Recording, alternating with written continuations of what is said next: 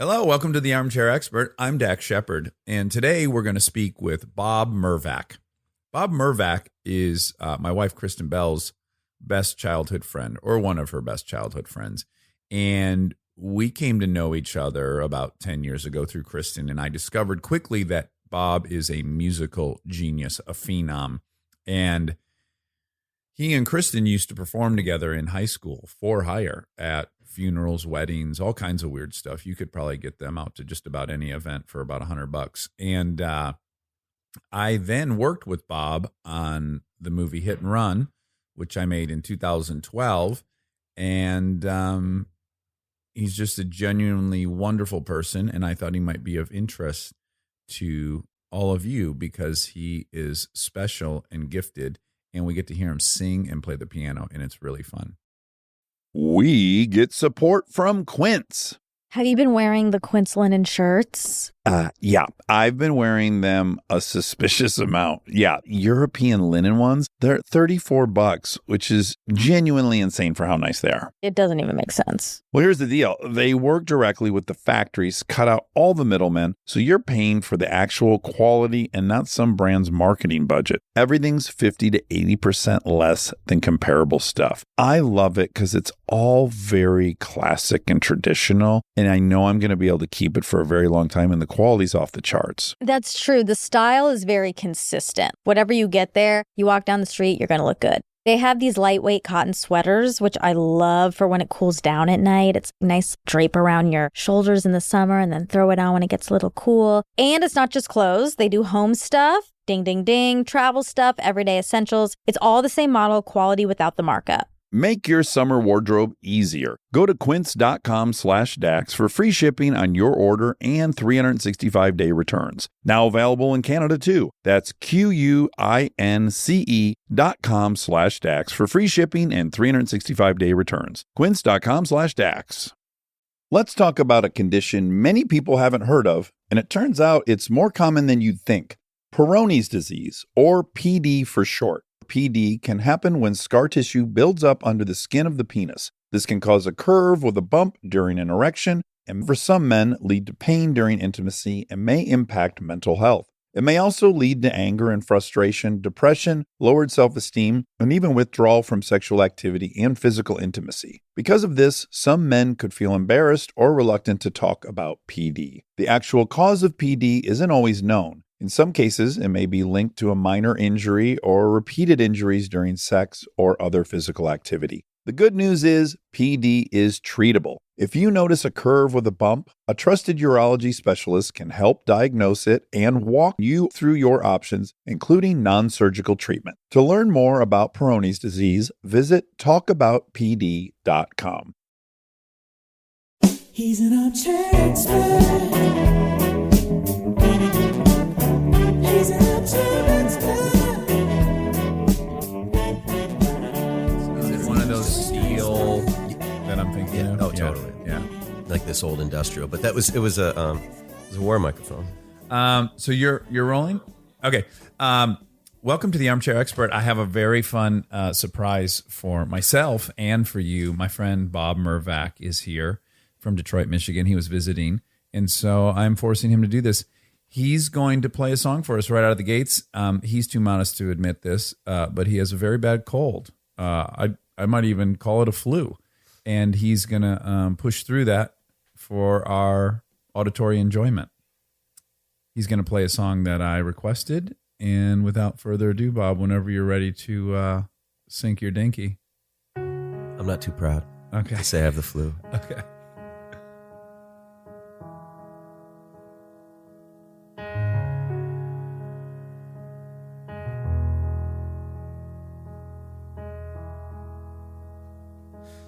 Hey little girl, is your daddy home? Did he go away and leave you all alone? I got a bad desire.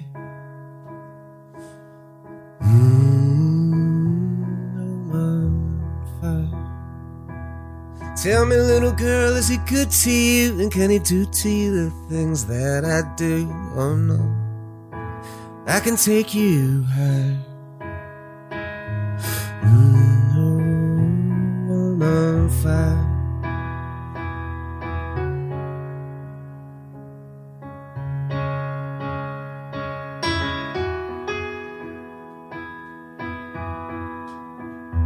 Sometimes it's like someone took a knife, baby, edgy and dull, cut a 6-inch valley through the middle of my skull. And I wake up with the sheets soaking wet and a freight train running through the middle of my head, and you can cool my desire. I'm on fire.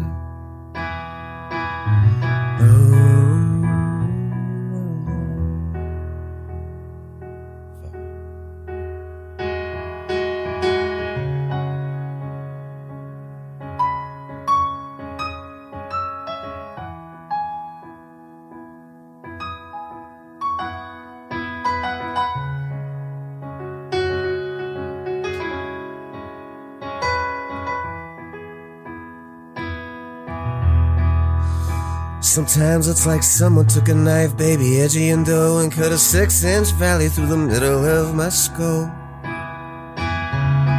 And I wake up with the sheets soaking wet and a freight train running through the middle of my head, and you can cool my desire. Oh, no.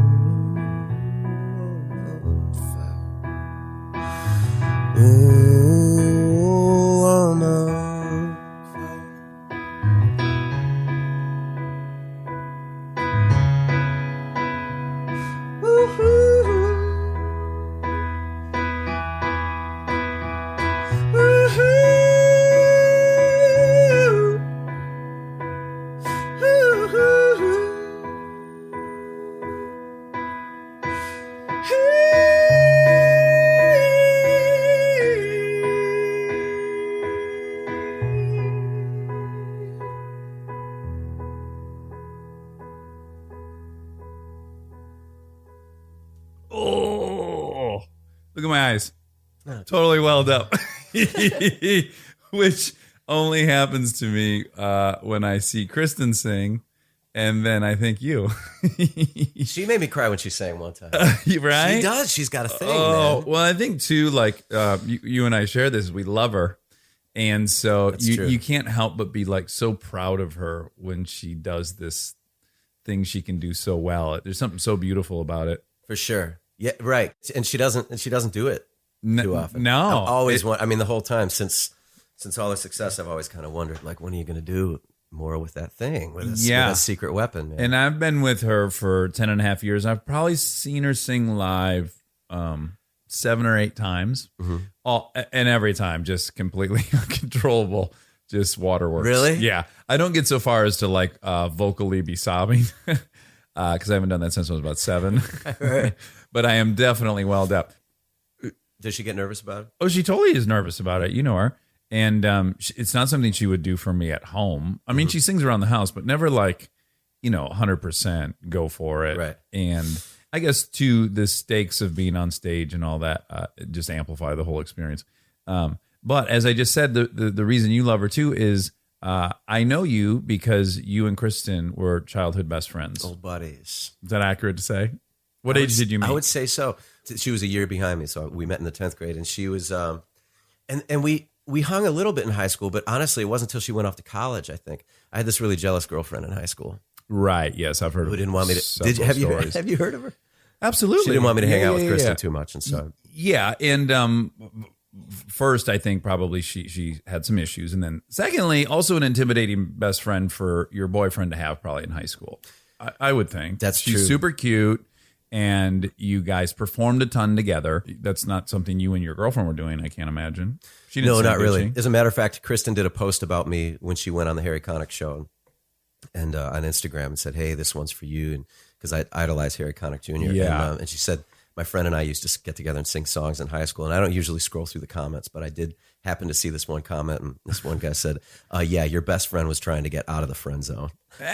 Crack me up, man. I think I've accused you of that prior to Really? Oh, I mean, How do you know she's not trying to get out of the friend zone? well, okay, yeah, sure. As I came to know you more, you guys really don't have an attraction. But my argument to her was, because I think pretty black and white about these male-female issues to a fault. But, So do I, and that's the thing, and it's unconventional. But I'm like, if you want to go with it, But I'm I go, look, I'm just following your lead. I'm Bob. You're you. We're in high school together. We perform all the time together. how on earth did Bob not want to have sex with you? I found that almost impossible to believe. But again, as I came to know you much better, I didn't deny anything like that. I do. Oh, okay, well, yeah. All right, let's just say the base levels you would have probably had sex with anyone attractive. I was in high school, for Christ's Yes, sake. of course. But you weren't actively preoccupied with trying to bed her. No. To my knowledge. Is this why you have me on here? This would be great if we expose. By the way, I could give a shit less if you had been trying to bed her. Yeah, so you guys were really close in high school. And a couple of things that I found very humorous about your history was that you guys used to perform at funerals, right? Weddings and funerals. Kristen says that, but yeah, I do remember that. I don't particularly. By the way, remember. I'm prepared for you to call bullshit on almost every story. No, that sounds accurate. But she might remember funerals better than me. Right. But I hope there were some funerals. I know we did, mix. because we went to Catholic school, so there was a lot of church stuff. gigs to be had. I remember her baby barrettes. I had a crush on her, and she and then I started dating the jealous girlfriend. Right. Let's call her. And it was while Linda. Kristen was out of town. Uh-huh. And I think she went out of town with her family for a week, and then the girlfriend moved in. Okay. And I've had a few things like that in my high school years, where I was like pining for a girl, and she went out of town for like 48 hours, and I met someone so you're else. like, yeah, right. No, So I think the attention span of a fruit fly. Right. I was like, I would have killed for this gal, but she's in northern Michigan. She's in Marquette. There's no way I can. It's Muskegon. I got to run to Muskegon. Yeah, prepare for a lot of Michigan jokes that no one will get because we're all from Michigan. Yeah, right. Fretters.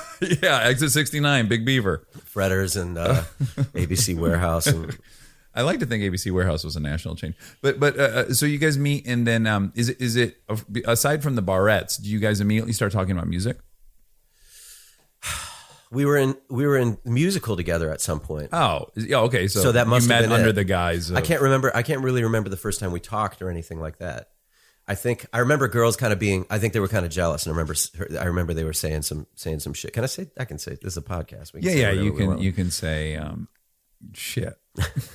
We cap it at shit. All right, okay. If you want to say asshole, we prefer you say a-hole. Can I say Earl Coitus? You can say Earl Coitus, yeah, because that's a scientific. They were talking some poop about Kristen's barrettes. Okay, about right. Their, like who's this girl wearing baby barrettes, and like because it was super hip at the time, but.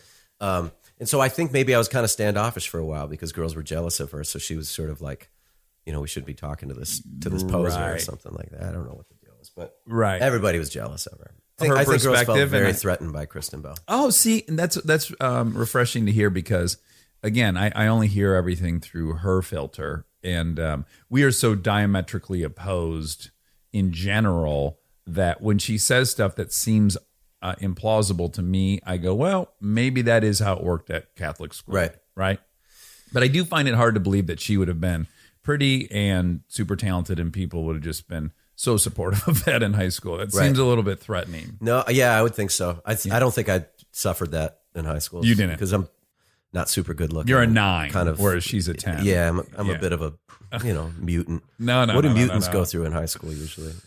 Well, usually they get, if we're to believe the movies, they get pissed at one point and then they destroy the cafeteria and then they got to get whisked away to like a special powers school. Right. I was kind of a Willow in high school. What is Willow usually? Willow the little person from the movie? Warwick Davies. Big breakout. I'm always astounded by your knowledge of actors' names. She was homecoming queen, right? Or prom Warwick queen? Davies? Yeah. Yep. Diane Warwick. What? I don't remember. Kristen. This is terrible. That There's I can't a remember. picture of her. At least in the floating court. around. She was at least on the right. court, At probably. least on the court. Was she number one? I don't know. I think you got to get nominated to be on that, though. So people have to like you. Yeah. If you make it on the court, you've clearly you've jumped over a lot of hurdles. If I find out she wasn't number one, though, I think I do need to rethink the whole relationship. Yeah. When did you start playing music, Bob? When I was a kid. My mom started me on piano. We had a piano in the house. And What is a kid? 6 years old? Five. That's as far as I can remember. I remember she taught me Sentimental Journey. She knew a little bit. I was like,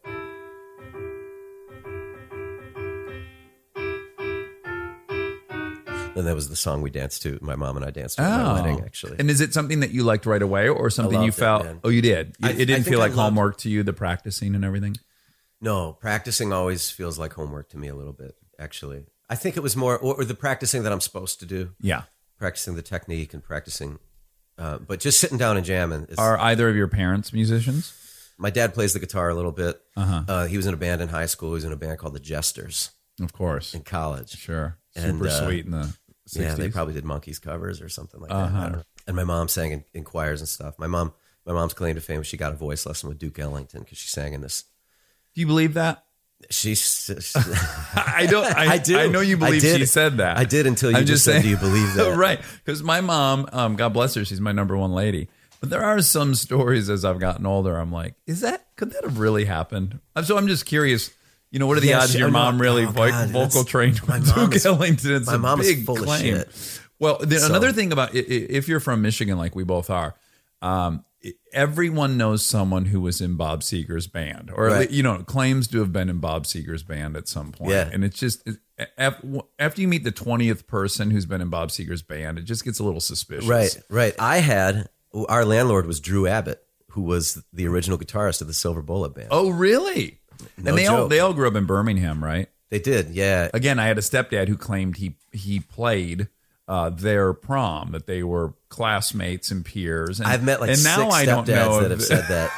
Specifically stepdads. Like the prom. Yeah, it's a real step. And then this is totally off topic, but then my best childhood friend, Aaron Weekly, he had a stepdad. I mean, they never actually wed, but he claimed he struck out Kirk Gibson in Little League. So I think there's all these regional fucking lies that are pretty common. I think it was it's Kirk. bumming me out because you're wiping all these things off the list of things I believe. But let's just assume for the time being that she did train with Duke Ellington.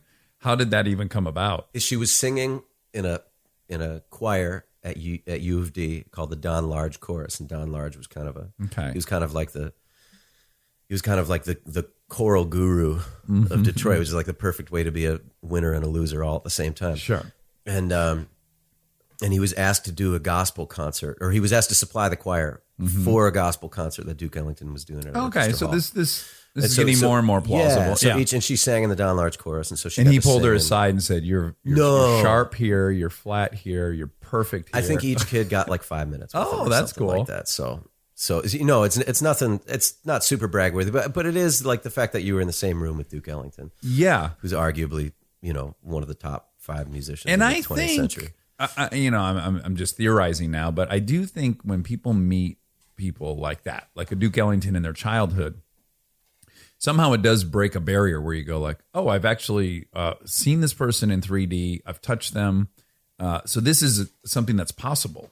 Yeah. Like I hear a lot of stories of successful people who did have a run-in with somebody they idolized early on, and then somehow realizing they occupied the same time and space as this person made the goal maybe more attainable. So are you the type of kid, because in my experience, the kids in my school that were like virtuosos at guitar, they were pretty reclusive, because acquiring that talent requires you sit in your room by yourself and get weird, right? Yeah. Were you doing that? Were you that kid? I was doing it. I'm one of 6 kids, so we had people all over the house. And you're a middle child. So it was hard to get alone. Yeah. Yes. I'm the third of 6 kids.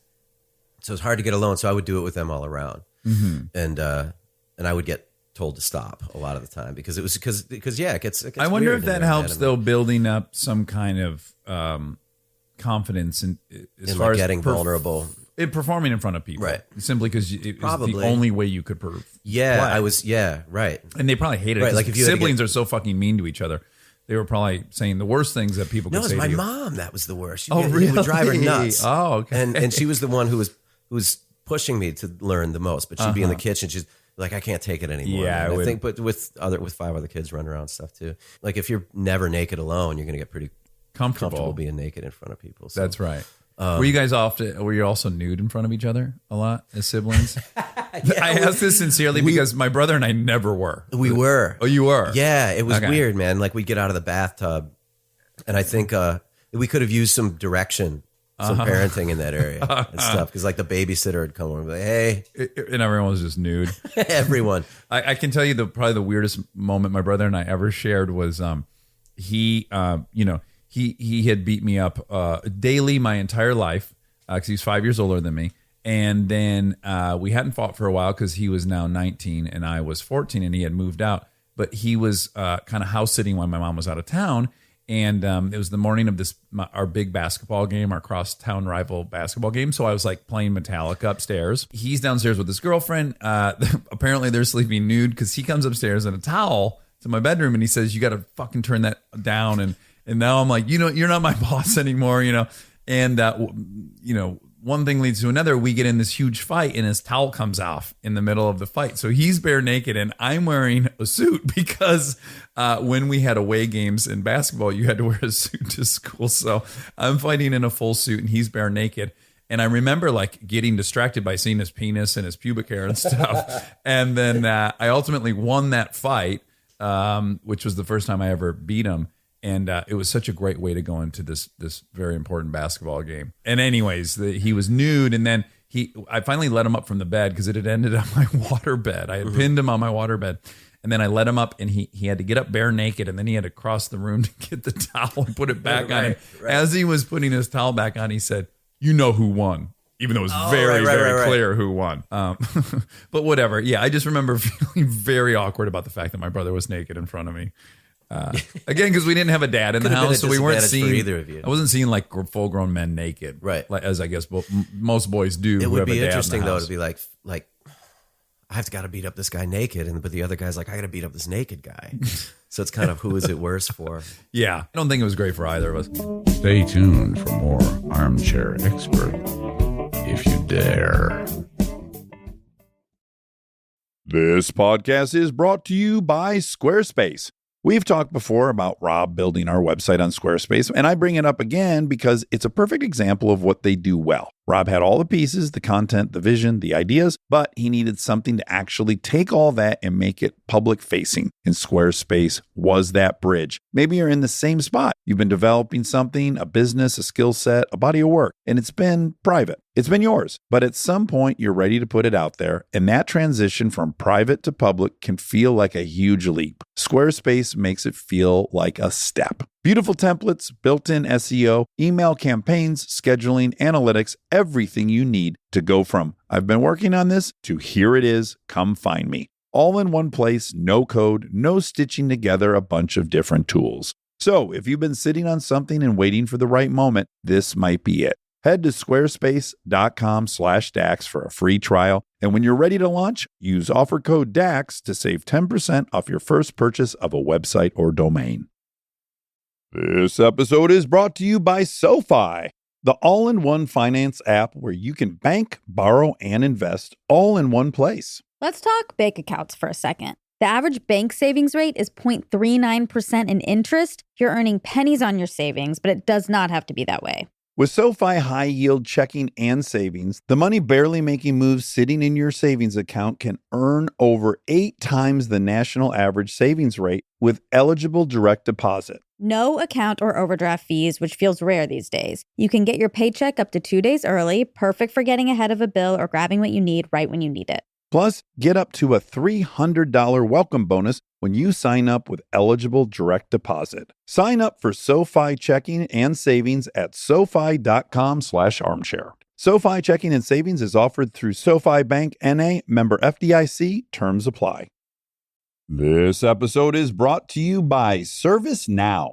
Look, I have my dream job. I get to talk to folks I admire like crazy and ask them virtually any question that I want to. I can't imagine a better way to spend my time. But even dream jobs have some not so dreamy parts, the stuff that gets in the way of the actual work. Now, that's where ServiceNow's AI specialists come in. They don't just tell you what you should do about your busy work. They actually do it, start to finish. Cases closed, requests handled, no extra work for you. So you and your team can focus on what matters most, which for me is, are they obsessed with male bodies on the same level as I am? They never are. To learn how to put AI to work for people, visit servicenow.com.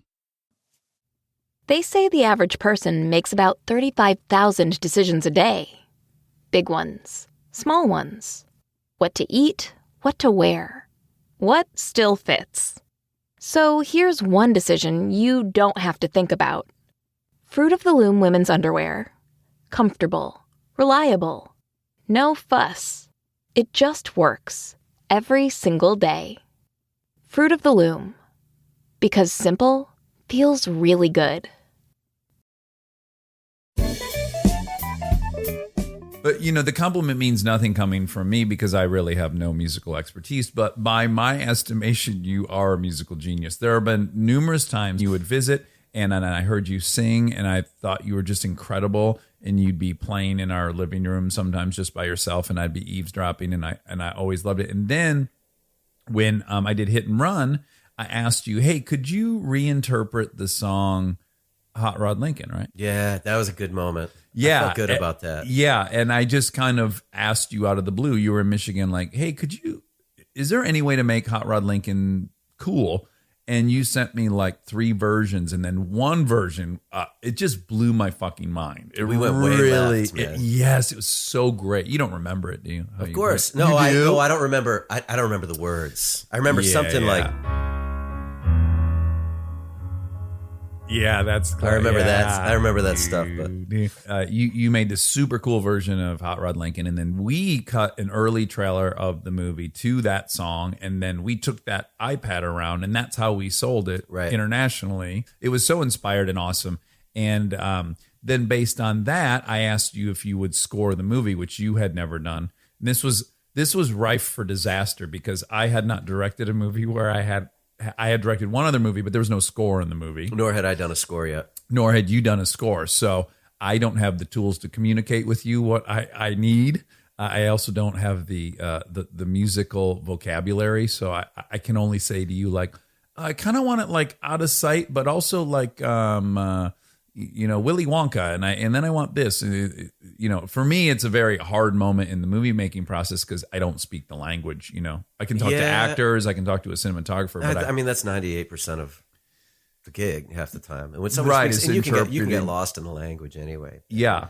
But so then you and I set out on this project to score Hit and Run, which was a really, really fun process. Totally. And how was it from your vantage point? I was excited about it and I was nervous about it. And I remember you said, "Hey man, I loved what you did with Hot Rod Lincoln, and I'd love you to take a crack at the whole thing." And I was like, "Man, of course, yes." And like nobody wants to hear, "Man, that's going to be hard. I'm not ready for that." And so so I got on the phone and called my buddy Colton from Philly, and he came and lived with me for 2 weeks and recorded everything. And we just he had some actual technical training in movie scoring specifically, he's right? A killer engineer, and he went to UCLA, I think, for his graduate work in film composing. And he's a killer. What a lucky thing that you happen to know him, right? Yeah, I mean, I know a lot of guys like that, a lot of engineers, because my engineering is so mediocre that I kind of need to have them around and stuff. And, right. But Colton is Colton's maybe the best engineer I know. He's amazing. And he's so unsuspecting about it. He just gets in there and he does it. And he got a better mix in my living room than anything I've ever heard. In fact, we sent over Waltz of Hate. Yeah. That's my favorite thing in the movie. Yeah. I really like that. Yeah. And if you've seen Hit and Run, this is the moment where Bradley drags a guy along the sidewalk with a leash. We had and my friend came in and played drums on that, and he was black, and I was like, I showed him the scene, and I was like, I can't show you the scene. You know what's funny about that scene is I don't think I've heard too much criticism of that, but I did. Or my mother-in-law on Parenthood, the woman who is playing my mother-in-law, who I came to have just the greatest relationship with, and she, felt comfortable enough to say to me, it's a little dicey that you basically lynch a black guy. Right. Bradley puts a leash around the guy's neck. It wasn't a hate crime. Well, here was my defense of the whole thing was. That scene had been written because I stole it. I stole that scene piecemeal from a TV show I had written. And in the TV show, it was a white guy. It was set in North Carolina, and he had like one of those bright orange tank tops. These weightlifter dudes you see that are like over the hill. So in my mind, it was always going to be a white guy. So I write the scene with a white guy. I'm not thinking of any of the implications of putting something around someone's neck. And I'm not thinking of the lynching correlation. Mm-hmm. So I get to the moment where I've got to now cast this role. Well, I need a guy that's humongous who can also jump in the air 6 feet in the air and then fall on his back, right? So my stunt coordinator says, oh my God, I have the perfect guy for you. The Duffy brothers, have you ever heard of these guys? They're humongous and they're super athletic and they're stunt guys and they can act. So I auditioned one of them in a hotel room. I applaud this guy. He had to come in the weirdest circumstance of fucking audition in my hotel room while we were shooting. And he was great. And I was so excited to give him that part. Again, at no point am I thinking of any racial implications of this. But then when you do see the movie, it's very easy to draw that kind of conclusion. And, my defense is I would have rather have hired that guy who earned that role and whatever. You can think what you think, and I can live with that. I didn't think anything of it, but I was afraid to show it to a black guy. Exactly, which is very fair. Right.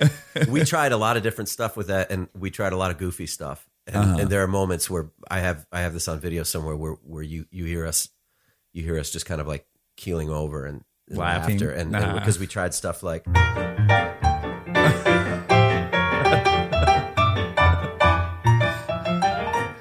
That kind of thing where like this guy's getting strangled and dragged down the street. Yeah, he's like an early. That would have left stride. me with no defense of.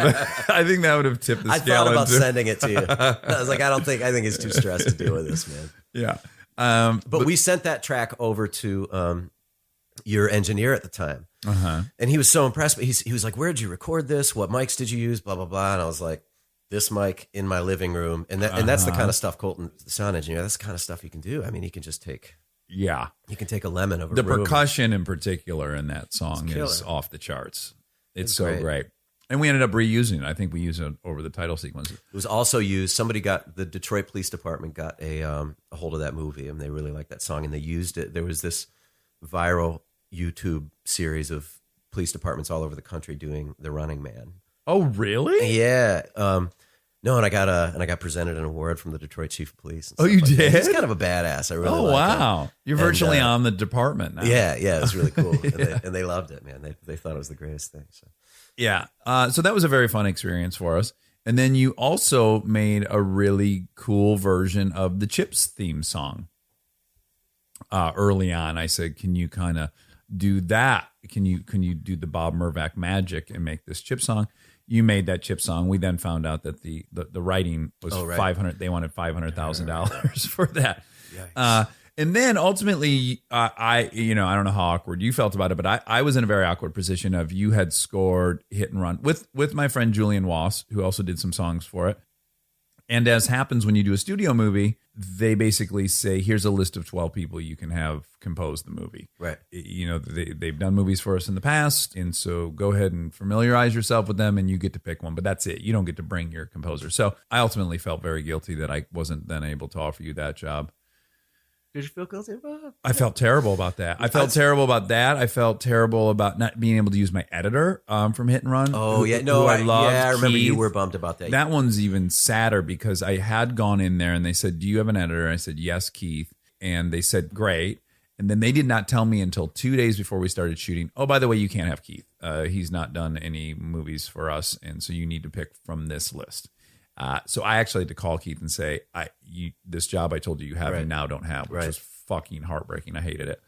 I get it. I mean, I want to use my own dudes for everything. Everybody wants to. I mean, that's just more of a corporate version of using your own dudes. Everybody wants to use their own dudes. Look, I can make their argument or I can make mine. And their argument is very simple. They're shelling out $25 million. They've been fucked royally in the past, and they have a bunch of people that have delivered for them in the past. So there's only so much risk they're willing to take on. And so you end up fighting other battles, and you're going to win. If there's 20 battles, you're going to win maybe 3 of them. So you got to pick which ones. And usually it's going to be cast. You're going to fight for an actor they don't want. And you're going to spend a lot of capital doing that.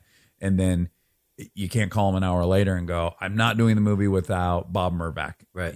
So right, sure. It is very stressful to have not been able to bring everyone who I loved working with on Hit and Run. I got to bring some people, but I didn't get to bring everyone. That was... I met a lot of great people too. So that was really cool. And so you and Kristen are performing in high school and you guys are making money, right? You're getting paid? Yeah. I think, whatever it was, $50 a service or something like that. Man, in high school in the 90s, $50. Yeah, that's a whole weekend Killer. of good time. With your hot wife? Yeah. No. With your super hot wife I never wanted to have sex with. And when do you start when do you start loading up enough gigs where you go, oh, I'm going to be able to do this professionally? It's a good question. I started I think I started looking at music schools halfway through high school or something. And I wanted to do that whole thing. And you got into one in New York, but you didn't go. Is that? I got into one in that Boston. right? I got into Berkeley Okay. in Boston. Got a partial scholarship to Berkeley. And auditioned for that. I think at the time it was $30,000 a year. My parents didn't have the other $25,000, and Right. Boy, they really meant partial when they said partial. They were only going to pay $5,000. Yeah, they of were it. going to pay $5,000. Or Okay, something. I think I kind of biffed that audition. Word to other be than. honest. Oh, really? I wanted to study jazz. I don't even think Berkeley. I don't know if Berkeley does really any classical or conservative, but that was all I had done leading up to that. And I think I actually went into this jazz audition and played a Chopin etude. And no, I think I did all right. I got $5,000. Yeah. So Right. only got $5,000. You screwed up. What is that, like a 16% scholarship? I'm not even sure, I don't know. sure what the numbers are there. I don't Was think it I had any- stressful as hell to audition? I was really nervous. Yeah. Yeah, I was really nervous. And I don't think I knew what I wanted to do. I still don't think I know what I want to do. So I ended up going into jazz at Wayne State in Detroit. And I had kind of this mentor there who kind of straightened me out with jazz theory and harmony. And I knew that I loved that harmony. And I didn't know how to make it happen. And I had this teacher. Did you have who are your favorite jazz pianists? I was obsessed with Harry Connick Jr. and he was kind of my gateway into it. And I think sometimes, there are a lot of music nerds who are maybe quick to write him off because he's not one of the old dudes. That guy's the finest pianist alive. I mean, he was practically raised by the Marsalises, who were the first family of jazz. Oh yeah, Wynton and Ellis. And he's like the real deal. And so I think you'll hear a lot of his influence in my playing and stuff like that. I love. Well, from the outside, not again having no musical education. To me, I was like, oh, I see. This guy's kind of a throwback. He's got like a gimmick, right? And then I took a jazz history class in Santa Barbara, and I had to watch all these videos of his concerts. And when I saw him play the drums, I was like, holy shit, this guy's like a fucking premier drummer. He's like, a nut job, man. Yeah, he's an incredible drummer. And then, when you hear other legends kind of talk of him, then you realize like, oh, as you just said, he's probably the best living pianist. Yeah. You and Kristen share a favorite Harry Connick song? Oh, yeah. Well, I don't know that that's my favorite song, but like in high school, we were really into that. Okay. I kind of get more into his style. And that was the one he played for her on the show. And I don't think he had played it in 20 years or something like that. But did he still crush it? Oh, yeah, he killed it. Yeah, always. What a dick. Yeah. He's also so good looking. He's incredibly charming, too. Yeah, He's got forget about it. that New Orleans accent. Right. Oh, my God. He must have really had a easy way of things. He's actually got a British accent. It's fake. Yeah. It's like he goes off stage and he's like, no, I get more into his, into more of his style. He does this thing. I don't know. He gets into that New Orleans.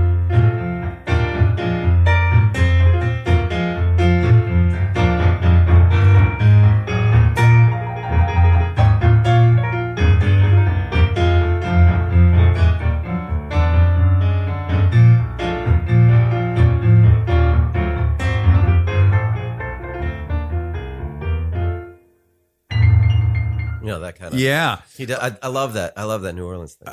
Again, I'm such a layperson that, from my perspective, you're a 10 as a musician, and there couldn't be anything more repugnant than being asked to rate yourself. But because I don't know anything, if Harry Connick is a 10, where do you think your skill level is? God, I don't know. I would hate to be asked this question, but I have to ask him. For being able to do what he does, I mean, he's the best at what he does. And right. So if I'm doing his thing, yeah.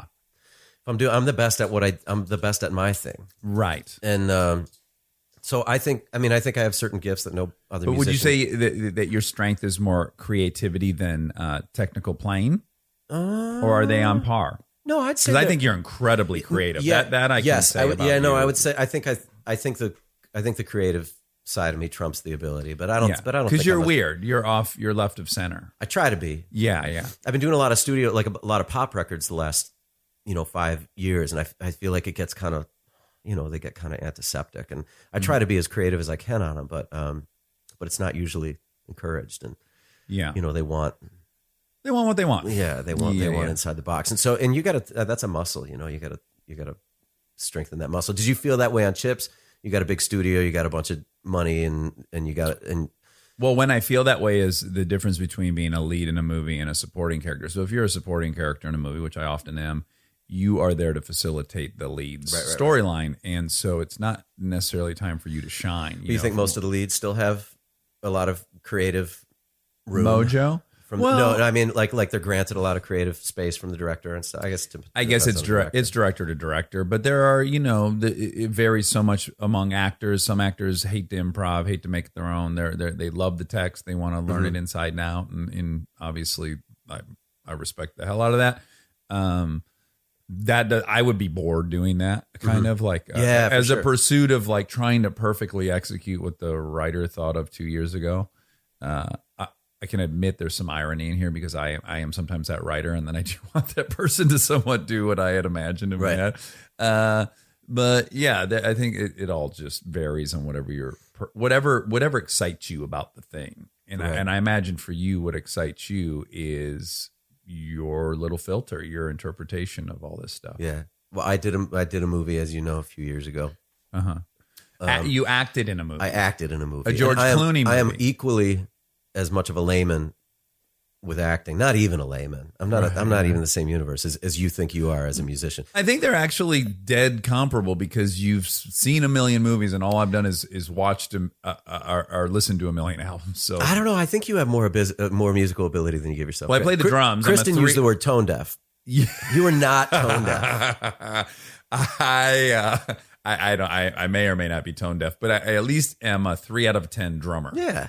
And I'm a 1 out of 10 guitar player. What's great is even though I have no skill, I know what it's like to ride the euphoria of having created some melody and use it like a drug.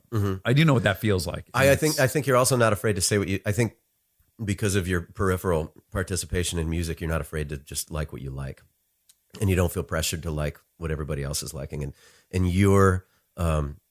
Hence my love for Steely Dan. Yeah. My open declaration. Your taste in music almost intimidates me. You were pulling out deep stuff that I'd never heard. And you said, I kind of want something like this for hit and run. And you were pulling out Afro pop that I'm like, what is it? And so you just hear something. You're like, I like that. And and Jingo. Right. Yeah. That was the song. Those guys are great. But I did, I didn't know that, I'd never been. This is back to your acting. Yeah, really quick. It was acting. a George Clooney movie. It was a George Clooney movie. It's called The Ides of March. And The Ides of March. He directed it, right? Yeah, he directed it, and he was in it. Yeah, he starred in it, and Ryan Gosling was the big deal in that movie, and Philip Seymour Hoffman. It was one of the last movies he did. And Marissa Tomei, Paul Giamatti. It was like real shitty cast. All these dudes. I came in and I was playing the piano. I was practicing, warming up for the movie, and I hear that there's a drum set on stage, and I hear the drums start playing. I turn around, and Ryan Gosling's playing drums. I'm like, "Oh, really? Where am I, man?" That is surreal. And it was surreal. And was he any good? Yeah, he sounded good. He does some music drums too. And I know I didn't see that most recent thing. The jazz. What is it? The jazz? Oh, La La Land. Yeah, I didn't see it. But I heard he played well. Yeah. In it. Yeah. And I know he does some music projects on the side. Something Bones. What a dick. I don't know. Yeah, he's very creative. He's also a Formula One race car driver. Oh, is he really? No. But nothing would shock me to find out Ryan Gosling. But they approached the script like that. And they were, I think George Clooney as a director probably just said, I hire the dudes I want and I let them go. Yeah. Just don't make me, any good managers, like, don't make me manage. Just use your talents. And I had a copy of the script. And this was mind blowing to me, and probably not to a professional actor, but that script was a suggestion at most. And I watched them do this scene 10 times, and it was a conversation. It was a conversation between like 3 or 4 people in this bar, and they just vibed off each other. And it changed dramatically, the dialogue from scene to scene. Yeah. And it was like, at the risk of sounding cheesy, it was like watching jazz musicians play. And you have a form, and you have an idea. You know where you're, in theory, supposed to go. Yeah, right. You have maybe kind of a destination in mind, and then you just and that's locked in. And they just went to Mars. And there were times when Philip Seymour Hoffman would scream, "I got to take a shit," and would walk off stage. And I think the line was something like, I got to hit the head or something like that. Right. Like, I got to take a shit. And it was crazy, man. And I realized those were deeply talented people. Yeah. I would say that's the minority of projects, that generally it's not chaos like that. But Parenthood was 6 years of chaos like that. And I used to feel so bad for the guest stars that would come in because we all had all this practice with one another of navigating and staying on story, but going berserk, as you say. And these poor guest stars, they'd have this dialogue that really didn't make any sense anymore. Like they didn't even know where they're supposed to come in because I'm supposed to say I needed a 10-pound bag of potatoes and then they're lying, right? But I'm not saying that anymore. Right. And I just really, I had a lot of sympathy for those folks. But but man, when you develop like something like that over 5-6 seasons, I mean, you can't, unfortunately, you can't dumb it down to your least common denominator. You gotta go with that. So, this makes me think of a story. I don't know that this is true. Don't sue me. But apparently, the story I've been told is that David Crusoe on CSI or whatever, where he takes his sunglasses on and off. And apparently from an actor I talked to who did an episode of that, is that he rewrites his dialogue the night before they're shooting. And then when you get there, he hasn't rewritten your dialogue. So you now have all this dialogue that makes no sense whatsoever. Wow. And it's kind of a Brando. Like Brando used to like piss people off like that. Oh, so yeah, kind of yeah. a thing. In fact, Jane Fonda was just on Howard Stern last week talking about, he was like, oh, what was it like to work with Brando? And she's like, if I'm being honest, it was miserable because nothing I had made sense anymore. You had to like join his weird little trip. Yeah, and he put a feather in his hair and be so like, not fair. This character has a feather in his hair. Yeah, yeah. I mean, easily it tips from like creative to total arrogance and self-centered narcissism quite easily. There's a very thin line between those two things. Artist and a psychopath. But you were on this movie, and then you called me at a certain point, right? Yeah. Which you just reminded me of today. I said, man, if I'm about to go work with George Clooney with all the legends of Hollywood for my first project. What the hell? Yeah. Thrown into the fire. Yeah. Your first time ever throwing a football was at the Super Bowl. right, exactly. Yeah. I've been invited to play football. That's kind of what I thought about Taylor Swift when she came out, because I remember a lot of people were saying, "Man, like she's not singing that well," and I was like, "Yeah, that's because most musicians learn to sing in bars for 10 years before they play at Madison Square Garden." But like her first gig, right? She like cut her teeth on like Radio City gigs, sprinting. Yeah, exactly. So, and that's kind of what that felt like a little bit. My first acting gig.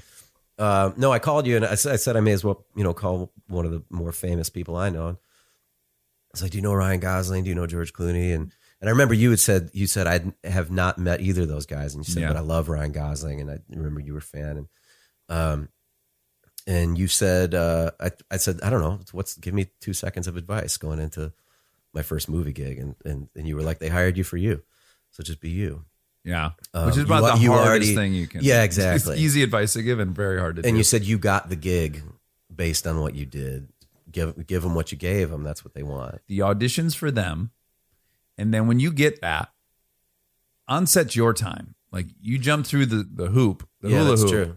And if you don't make that time for you, then none of the experience was for you. Right. Of course, the audition's for them. That's and true. You're trying to give them what they want. But once they've hired you, I do think it should be for you, or there'll be no part of it that is for you. Well, and a good director would assume that about you too. I mean, they want to give you the ball. Yeah. I mean, look, in my opinion, what a good director is doing is he's letting the actor be in charge of the moment and making that moment real. But he has his eye on the grander prize, which is the overarching story. So he has to make sure that moment ultimately fits into this big, long arc of a story. So really the difference between the actor and the director is one has a macro view and one has a micro view. Yeah. And you got to figure out the Steve Jobs movie, he said he conducted the orchestra. Right. He said all these, and that was in defense of not being a great computer programmer. He'd be like, "Those guys are the violinists. I conduct the orchestra." Right. I think that was his thing. He had a real charming level of arrogance. Yeah, right. And quite often when you're acting, you have to make some sacrifices. You have to do some shit that is inauthentic in that moment to service the bigger story. And it always feels a little shitty, but you're there to do that ultimately. So you get this role and you have lines. No lines. No lines. You sang. And what song did you sing? He picked 3. And he picked George did. George Clooney did. He was. Did you find him to be musically proficient? Did he? Well, his aunt was Rosemary Clooney. Oh, right. The iconic jazz singer. And so he must know all of that. He was her driver when he was a kid. When he was like 15 or something. He used to drive her around, and he was telling me stories back about when you that. could be a professional livery at 15. Right? Yeah, exactly. Yeah, he was a driver at 11. And, yeah, I know. He said that when he was a kid. I did. I auditioned. I auditioned for the casting company, and I think he went through some videos and he picked mine. They were hanging out. There was this bar called Cliff Bell's that they were hanging out at in town, that they really liked, and I think they got to know the owner a little bit, and I know the owner well, and because you play gigs there. Yeah, okay. and he claims that he vouched for me. He said he said to George Clooney, like, hey man, Bob Mervak. And he said, yeah, we're looking at him and a couple other people, and I guess he said something like, hey, who put you in charge of this outfit? Hire Bob Mervak. So he picked out 3 songs, and I did. I kind of picked his brain about Rosemary Clooney. Like every second we had a chance to talk, I talked to him, and he told me some old stories. Because I mean, he was like one generation removed from that golden era of jazz musicians, but he was so connected to it because of his aunt. And he picked out 3 songs. He likes having jazz music in his movies. He picked out Angel Eyes. What's that? Beautiful old ballad. I've heard Sinatra do it. That was the one I really clung to learn this tune. He smokes during the performance. He coughs during the performance, but it's like great. The zhuzh. Yeah. He just kind of goes off the mic and goes, and he's like, and it's great. He's kind of probably punk rock. Wasted. Yeah. And he's just like miserable, but it's a killer song. Do you want to hear? Are we going to do songs? Yeah, absolutely. Let me hear. Let's see if I can remember this.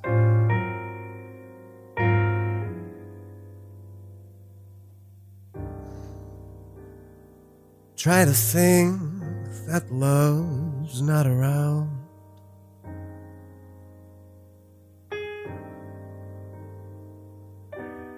But it's uncomfortably near. My poor heart ain't gaining any ground, and my angel eyes ain't here.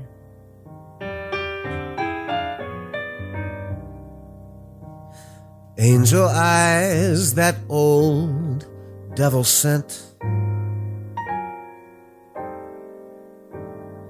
they glow unbearably bright. Need I say that my love's misspent? Misspent with angel eyes tonight.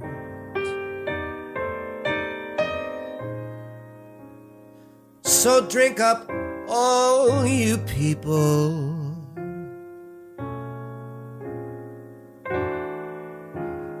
Order anything you see, and have fun, all you happy people. The drinks and the laughs on me.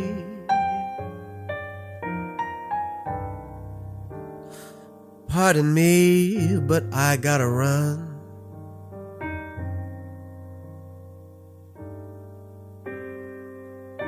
The facts uncommonly clear.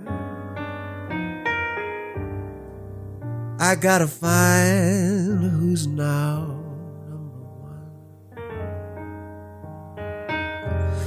and why my angel eyes ain't here.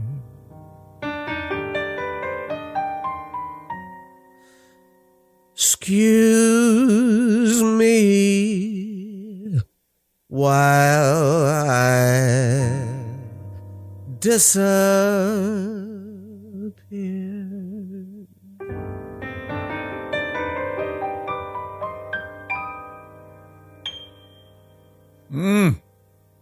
I want to have some scotch and some Camel non-filter cigarettes. Such a scotch and cigarette song, man. Yeah, that really. I'm gonna have to run straight to a meeting after this. Right. So he picked that one and 2 other ones, and I learned all those. Let's Get Away From It All, which is another big Sinatra one, and We'll Meet Again, which was like a World War II era. We'll meet again, don't know where, don't know when, but I know we'll meet again some sunny day. Like classic American songbook stuff. And he kept saying every time I would do it, he'd be like, just quieter, quiet, just a little bit quiet, a little. Oh, bit really? quieter. Yeah, just Throw it away a little yeah, more. and we did like maybe 4 or 5 takes, and he was like, so good, so good. And he was like, just a little quieter. And he was like, and when he was kind of convincing me to do it slower, I think I was at a point where I felt like, I don't know if I can go quieter than this, man. This is insane. Like I'm willing to, but I don't know if like volume exists at that level. Right. And he said, he was like, listen, one more. And he said, Diane Reeves wanted to do Lullaby of Birdland all up tempo. And I said, no, man, do it as a ballad. And she said, no, I want to swing it out. She wanted to give it this energy. Because she finally relented and did it. And did it as a ballad. She got, I can't say that. Can I say? Oh, you say whatever the fuck you want. Oh, I thought you really put a should cap probably on it. not say the N word, but aside from that, I think you're good to go. Why? So Bob, it's 2018. Okay. Yeah. You can't say that. And he said Diane Reeves, and she finally relented and took it as a ballad. She got the fucking Grammy.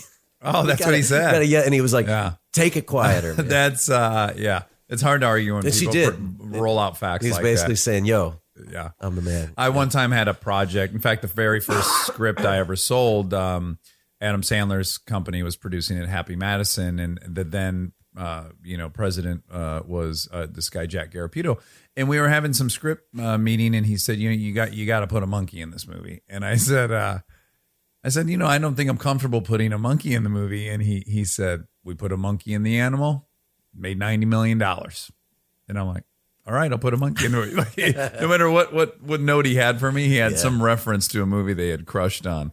And it's hard to win the argument when they I don't roll have that it. out. I don't have that kind of weight. Yeah.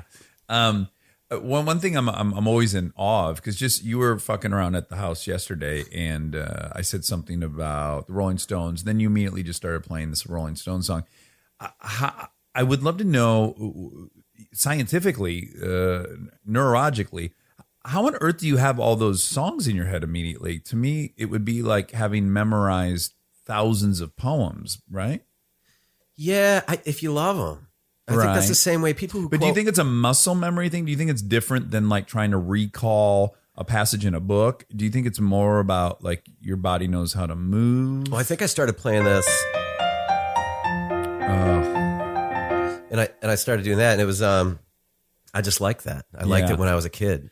That was a great time for me to bring this up. So it was like you remember Mickey Mouse because he had a huge impact on you. You remember whatever your favorite Disney character, and like for that was like but that kind of piano lick, especially because it was a prominent piano lick in pop music at the time, which was primarily guitar driven. And so you nerd out like, and I think most pianists would agree with me like that, like rock. I mean, a lot of pianists don't even get into rock and roll because there's just not as much of a spot. Like, I think I saw some meme where we were talking about Billy Joel the other day. Right. I was like fearful to text you and say like, I forget what song it was I wanted you to check out. I just thought the piano was fucking banging. And I was like, is it going to be lame of me to say like how great this Billy Joel piano thing was? He's a killer player, man. Right? Yeah. Is he great? Yeah, I think he was I think he was kind of one of Harry Connick Jr.'s heroes, actually, growing up. Because I so often run into this where, like, I'm talking to Kristen, there's some musician I love, and then she'll just point out gently and kindly that technically that person's quite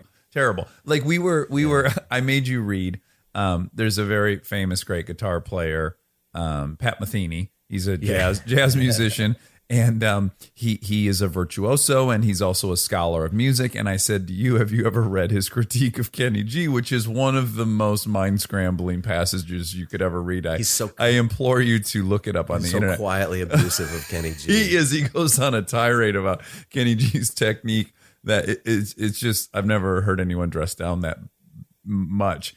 So at any rate, I often like people that I have no idea if they're actually good or bad. Like I don't know if Kenny G's a good or a bad. Yeah, I don't get into that though, man. If you like him, he's great. Right. I'm only saying that to say if you had texted me back, Billy Joel's actually a really shitty piano player, I would just have to accept that. Even though I love it, I would have to accept that he's maybe technically a terrible piano player. I love I had this guy come over the other day, and he was a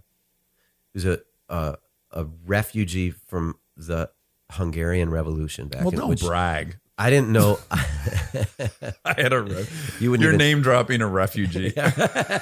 And he was like, put a monkey in this song. And he was like, I made $90 million. So it was the Hungarian Revolution. It happened. I think it was like a 6 or 8 day thing in like 1956 or something like that. Okay. And he came over here as a kid. And he was just kind of a fascinating dude. And he was this peanut of a man, and he dresses impeccably. Just like everything just fits and is pressed so nicely. And like, I'll never be that.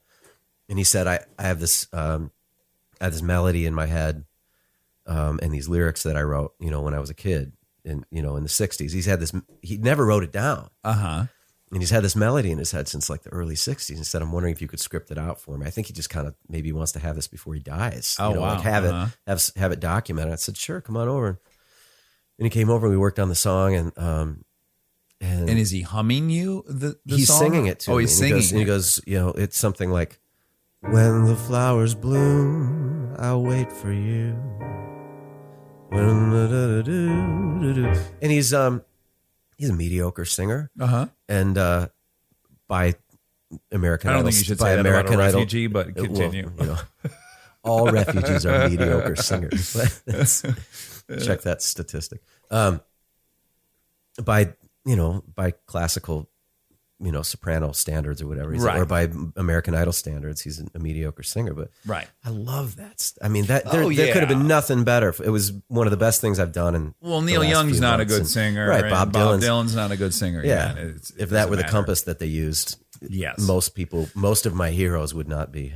But I do want to, because I think this is a great time to bring this up, because the whole reason you were playing the Rolling Stone song was that the first 3 years that Kristen and I were together, I had a long-standing hobby of replacing the word dick and balls, replacing lyrics with dick and balls in tons of popular songs. And I would sing them all around the house about dick and balls, sucking dick and balls, whatever it is. You get super creative with it. I do. She hated this about me. She thought it was so immature and stupid.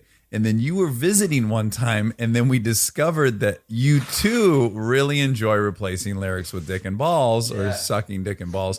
And when she came into the living room and we were deep into singing like a dick and balls song, something lifted for her. And she no longer hated that I did that. And I felt like it was something about my personality that was really stifling for her. And it didn't even feel right about it. I thought, this is part of me. And then you basically liberated me. You gave me a license to forever then sing songs about dick and balls. I think but does she ever laugh? But now that because you're her musical idol, and once you approved, all of a sudden I had license to do it. So all of a sudden this is brilliant. So so you and I will send each other Christmas songs, right? Right. Yeah. Right. And that's kind of, honestly, that's what, when do you know somebody's good? Like, I mean, not to throw Kristen under the bus, but if she said, hey, so-and-so is actually not technically a good whatever singer or piano player, is she basing that on her own observation of this person, or is she basing it on a student in music school who told her that, who heard that from a professor who, like, for example, everybody always likes to say that John Williams steals or borrows. The composer, John Williams? The composer, like the greatest film composer Jaws. who ever lived. Yeah. E.T. That's a memorable one. Yeah. And but people say he stole. He stole from, I think Strauss was his big. In my mind, I always thought I love John Williams, but like there's always that thing, like, does he steal from composers? And I've never actually, but then it occurred to me, I'm listening to stuff, I don't know where it came. Like, as far as I know, this is the most original stuff I've ever heard. I couldn't tell you one classical composer that he stole from, except for that I heard that in college. So how you frame a comment like that, right? So one version is he stole. A version I could pitch is he was inspired. It's incumbent upon you to pass on these great things to a new generation. And the sad thing is, this generation is simply not going to go back and watch Fletch. They're not going to go back and watch Caddyshack. They're not going to watch Smokey and the Bandit. So it's almost incumbent upon you to, of course, do your own version, but to reintroduce that, right? Or it's kind of lost. So there's this cyclical nature of all this stuff that I think is beneficial to everyone. Back to dick and balls. Yeah. Sorry, I had gotten off topic. No, my wife will laugh at 1 out of every 10,000 dick and balls rewrites, and I'll do them up and down the hallway all day. Less so since my daughter was born. Well, but I did. But the most recent one she laughed at, and she hadn't laughed, and I'm talking one a year, maybe, right, yeah, and it yeah. makes it I all feel worth you. it I because feel you. she hates it, Yeah. as Kristen does. Yeah. Until I conferred genius status upon it. Now Kristen's on board, it sounds like. But the one she laughed at the other day, she particularly doesn't like it when I do it to like Disney's kids movies. that Oh, my daughter was sure. into. But we were doing Moana, and it was something like with the wind and the sail and the nurse behind me, how far I'll go. And I think I did will I try to suck your balls, but your dick, it blinds me. And now I know. And she couldn't take it, man. She lied. And she said, your dick blinds me? It blinds me? It could mean so many things, which is great about it. It could be alarmingly large. It could be pale. So how big is your dick? Blinding. Yeah. Well, the only one that I've gotten that she seems to tolerate is the very popular Christmas song. Dee-dee-dee-dee-dee-dee-dee-dee. Oh, Suck yeah, a dick, yeah. stroke the shaft, work the balls. Dee-dee. I'll squeeze my bum. Dee-dee-dee.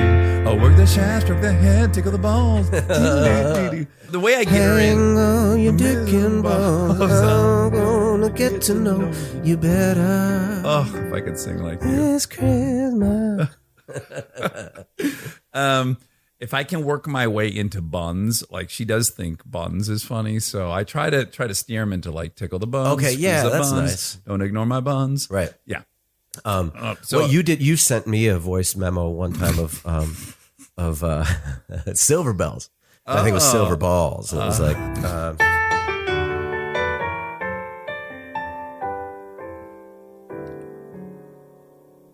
stroke my balls, squeeze my balls, tickle my buns, don't ignore them. Pinch the head. I'm out of things to do to a dick and balls. it's starting to I was really, totally starting to really unprepared connect for with you. that. man. You were. I was just when I had you on the hook. So one of the last things I want to talk to you about is, and it's going to be very hard for me to navigate this question, but I'm going to take it from my own personal egocentric point of view. If my good friend growing up and I both were super into comedy, and then I did not move to LA, and my friend Aaron Weekly moved and became a highly paid comedian, I would have a very hard time being supportive of that personally and not being jealous or not. It would be one way or another, it would have a pretty huge impact on me. So I'm curious, having grown up with Kristen together, she's not better than you musically, and she has now become super well compensated for that. What effect does that have on you? I don't know. Or has it evolved over the years? How's Aaron Weekly doing? Well, what's interesting is, so Aaron Weekly, my best friend, and truthfully, still 80% of my sense of humor, 80% of my comedy is Aaron Weekly. It's everything he and I developed from 7th grade till 12th grade. But he never had a desire to do that professionally. So it doesn't seem to be an issue for him. Right. Other than it is weird for him that, we both grew up wanting a dune buggy and I have a twin turbo dune buggy. I think that aspect of it is a little weird. Again, I'm just guessing because he's never really voiced anything, but If I'm, obviously the more noble place to be would be to be proud of her and nothing but happy for it. And my instinct is to say that because that's what I feel like I've always felt. But if there is any jealousy, I've buried it way deep in a place that I find it's best if you ever have any issues of animosity or jealousy, it's best to focus them back inside. Sure. And put them downward and yeah. hold them there and never tell anyone about it. Yeah, your But, lower GI probably. Right. No, Let me be we more weren't spec- after the same thing by any means. Okay, great. So explain that because first.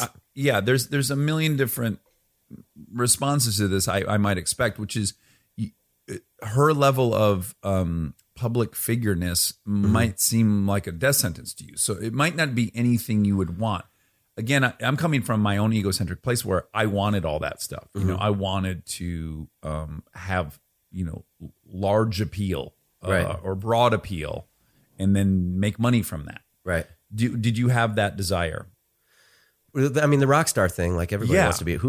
It's hard. I mean, I wanted to be a rock star to the point where it's hard to buy that there's anybody that never has that bug. Oh yeah. Like even if you're a carpenter, Brad Pitt wants to be Mick Jagger. If you're a carpenter, you want to be a and carpenter on the Star Wars. Even if you've set or something accomplished a lot, Barack Obama certainly has a musician he wishes he was. Yeah, you did want to be a rock star. Yeah, I did want to be a rock star. I think I'm jealous of, I'll hate on. I think Norah Jones is a killer musician. John Mayer is one of my favorite musicians of all time. But I'll hate on them and find things I don't like about them and find inadequacies in their playing and their songwriting and stuff like that. And it's because I'm fucking jealous of them. Yeah.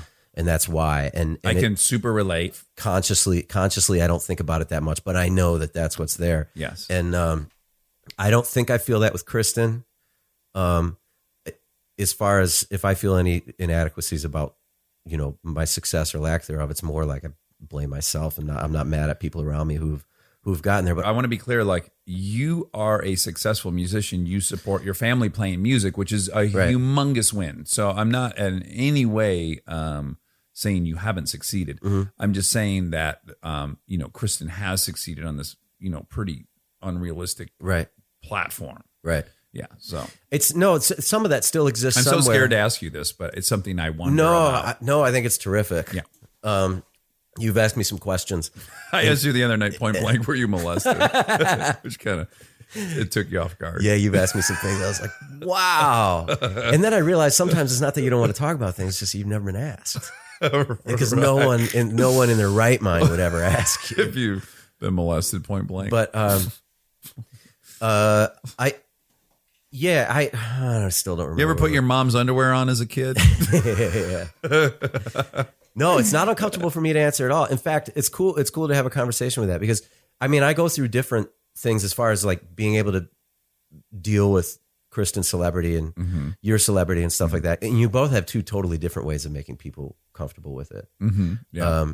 But a lot of it just depends on me and what my mindset is. And but also I'm here doing a podcast with you, which is great. And that's because I'm friends with Kristen. That's awesome. And also I look at things like, I think about it sometimes. And I don't know if you start to have different definitions of success. And is that because you have different definitions of success, or is it because you're justifying it?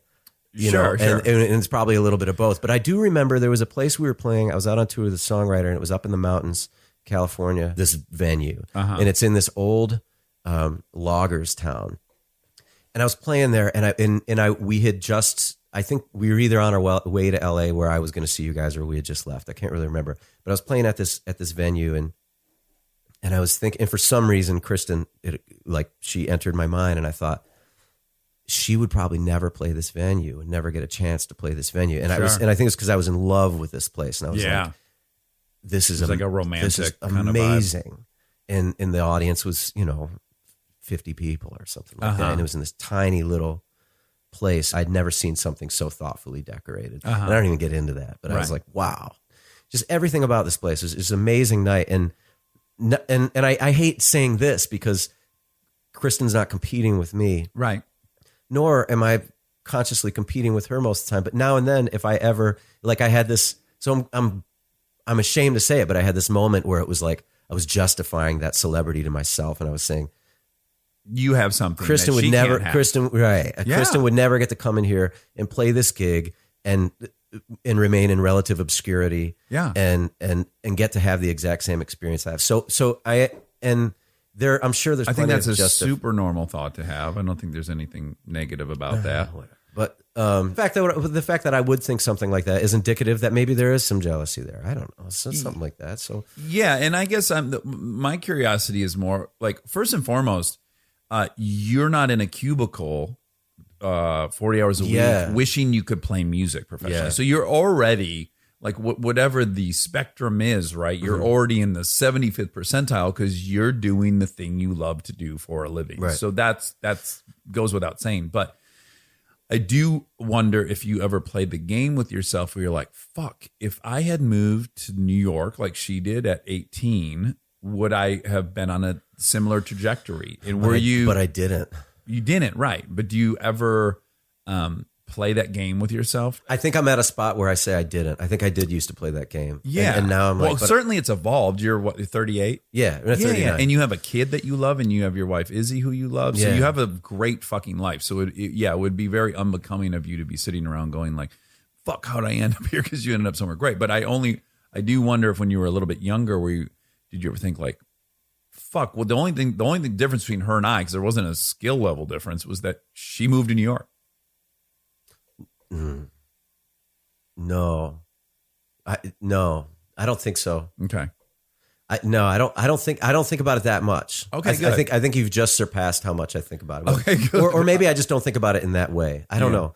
But the smaller person in me right now, as far in regards to the celebrity and feelings of inadequacy and stuff, is flattered that you even think about me that much. I do think about you a lot. And and your amazing life versus my shitty life. That is not at all what I think, because I don't think the things about our life that are awesome have anything to do with those elements. That are us being famous. Us being famous is like, 5% of why our life's great, in my opinion. For sure. But it is 5%. Yeah. And that's great. absolutely. Because I kind of had because I have had a little bit of a breakthrough 10 years ago, and I started realizing that that it was okay to want some professional success. Because for a long time I felt, if I'm playing good music, I don't care where I am. Yeah. And that's so idealistic. And I did believe that for a long time. And I still believe that when it works, there's nothing better. Kristen, who basically moved to New York, had to drop out because she went to straight to Broadway. I was in LA for 10 years auditioning and making zero money, and was pretty certain that is how the whole experiment was going to finish and end.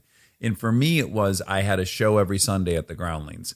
And around Thursday or Friday, I'm talking to my friends in Michigan who went another way and have speedboats and houses and kids. And I'm like, I fucking blew it. Right. But then I would have that show on Sunday and it would be all this fuel. And I go, nope, it doesn't really matter for me. It doesn't matter if I never leave this 1-bedroom apartment in Santa Monica. That show for me fills up the well so much that it doesn't matter. John Mayer wrote in a song, he said, there's a line, and I think maybe off his new record, where he says, you got a family, but I got my dream. And he's talking to some girl from his past or something like that. And that's cool. And I thought it was arrogant all at the same time. Sure. And any of these topics are so dicey but he's at a point where he can realize that. Yeah. And so I said, and like, I don't talk to Kristen about it too often, but I did ask her yesterday. I was like, was there a point where you're like, yeah, I made it, whatever, which is almost an insensitive question in a way, because it kind of like denies that she's way more multifaceted than that, there's more going on in her life than that. But she didn't think there was really a moment, and she thinks that's more fan imposed stuff, because I brought, I said, the Beatles on the Ed Sullivan Show, that was the definitive moment, and so many stars. And she said, I think that's more a status that's conferred on stars by. Well, and her in particular, she has an oddly healthy perspective on all of it. I don't know where that came from or why she's that way, but the thing you're circling is this thing that so you've watched American Idol, and we've watched a bunch of seasons of American Idol. And the thing I've always been really jealous of is that those kids, when they have the coming home week, when they whittle it down to whatever it is, like 4 or 5 of them or something, and then they go back to their hometown. And often they get in a parade on a convertible, and they sit in the back of this convertible, and the whole town's cheering for them. And they cry. I haven't seen any of that. Oh, I've seen this like a dozen times on American Idol. And they can take it in, they absorb it, and then they start crying, and they feel the feeling of, oh my God, I did it. And every time we see that, I say to Kristen, I'm like, I've never had that sensation. I still feel like the guy trying to get somewhere. It's just my nature, I think. And I've never thought, oh, I did it. I made it. I never had that feeling. You think those kids really felt that way, though? I mean, either that or they're like great on-demand fake criers. But they are bawling with this like adoration. And for me, and I've said this in the past, the way I take it all is really dictated on what my own self-esteem is that day. So people in the airport will stop me all the time and they'll say like, oh, I loved you in this. And then the majority of the time I say to myself, oh, they simply recognize me. And what the fuck else are you supposed to say to me other than that you liked it? They probably hated it, but you can't do that. Right. So this person probably hates me, but they love it if somebody was that. Yeah, I probably would. Yeah. It'd be exciting to see how I navigated that. We had like you and Monica have a lot of interesting talks about race and Endless, she's sensitive, and I who knows where the center is and where the truth is, but I think she's certainly more sensitive than you, and she has a right to be. She's Indian, right? Yeah, and I think that. I don't want to say that you're insensitive, but I said I talked to her yesterday. And I said, and most people would be, whatever we're talking about, whatever is potentially offensive. Yeah. And I think that's going to become a thing. Like I don't think you are not offended by things, so. Although alternately, I'm super sensitive. Like on Twitter, if you say that like I looked ugly on something, it really hurts my feelings. Oh really? Oh yeah. It definitely triggers all my. Because I think I'm going to think about that often now. Like if there's a racial conflict that I'm thinking about, and is this offensive? You plug or isn't me it? into it. Monica's rolling her eyes. I'm so sorry. Poor Monica's mic has been confiscated by the amplifier, and it's just not fair. It's bad timing. Back to Kristen. She weirdly, I don't think ever was striving for attention so much. You know what I'm saying? Like, I think she genuinely loves singing. She genuinely loves acting, and she wasn't filling some hole. I certainly was craving that attention, wanting that attention. And then shortly after getting it going, oh, this isn't what I thought it was. So let's talk about something you and Kristen both loved and bonded over so much. And I want to set you up to play a song. You guys were both very huge Martin Sexton fans. Yeah. Still, I'm sure. Huge. We'd go see him around the country. Right. You were basically parrot heads, deadheads, fish people for Martin Sexton. Sex heads. And I have a favorite song of his, and it's escaping me right now. But Martin You Sexton. like Candy. Yes, I love Candy. Thank you. It's like asking a guy with a cold to sing like Stevie Wonder. Oh, really? Like I kind of thought a cold would lend itself to maybe. Martin Sexton. Who knows, man? All right. I don't know if I remember this song. You do.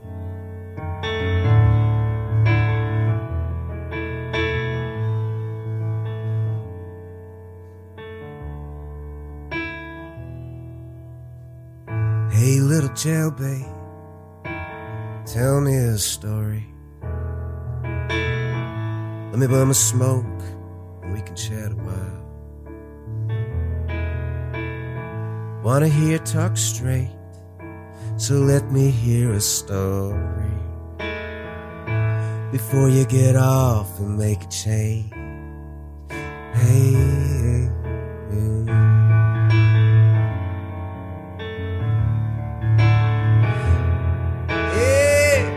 Talking about a woman who hasn't felt a day in a while. Talking about a woman who just can't say no. She needs another lover like she needs another dose in her blood, yeah. Talking about a woman I know, Candy. She's so fine.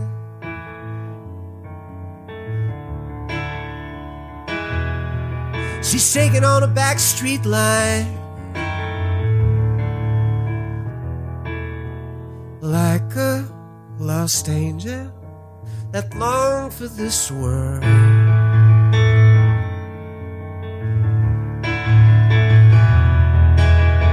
Don't usually get emotional, don't usually show my veins, she says. Only when I speak and when I'm making tracks. Sweating's just my mean way to show me where I am. Can you tell me where I need to be?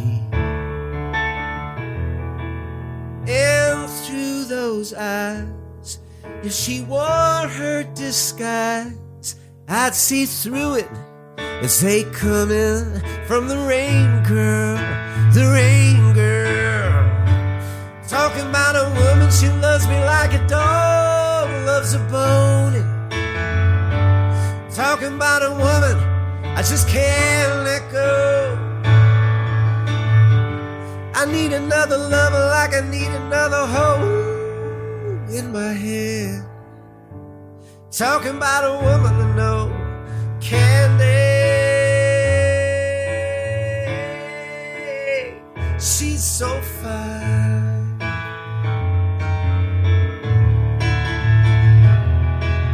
She's shaking on a back street line, yeah.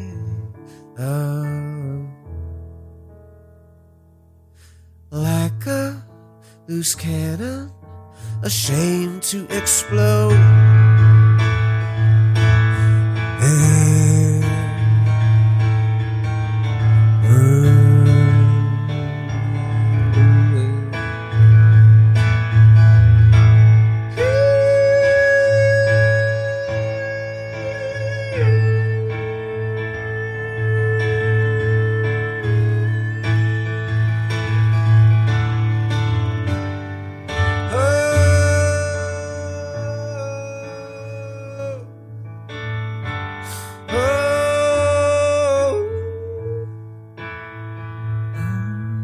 When am I gonna learn to let you go?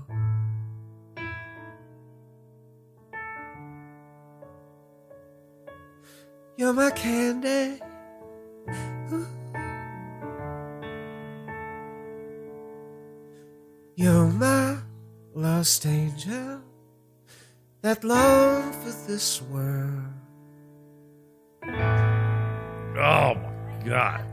Damn. I know. It's fucking infuriating how talented you are. Oh, get out. Get out. I mean, it really is. I'm so, I don't know that I'm, it's, you want to talk about jealousy? If we know anyone in our circle who I'm madly jealous of, I would fucking kill to be able to open my mouth and let that come out of my being. It's so intoxicating.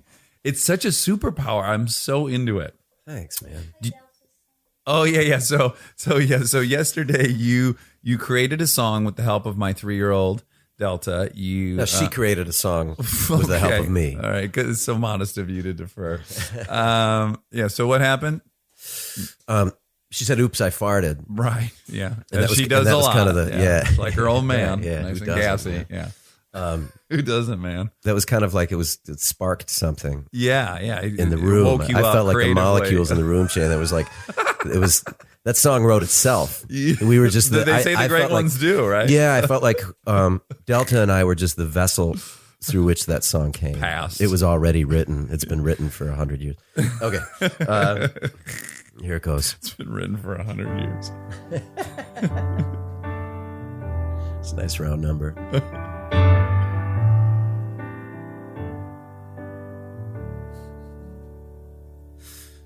Oopsie. Oopsies, oopsies. Oopsies, oopsies, oopsies. Oopsies, oopsies, oopsies. I farted. I farted. Oopsies, oopsies, oopsies. Oopsies, oopsies, oopsies. Oopsies, oopsies, oopsies. I farted. I farted. I farted. I farted.